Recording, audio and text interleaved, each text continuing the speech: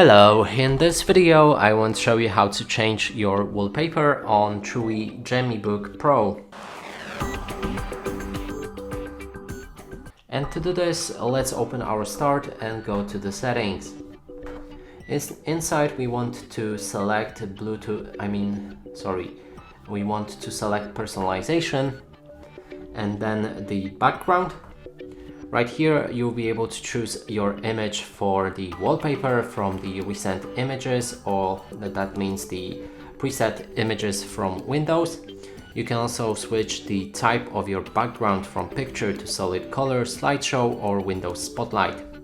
If you want to set your own image as a wallpaper, then make sure that it's the picture and then browse through the photos and find whichever image you want to set as your wallpaper. Double click on it and it should change your wallpaper to that image, and then we'll be able to adjust how it will fit on our desktop, and you can switch it to fill, fit, stretch, tile, center or span.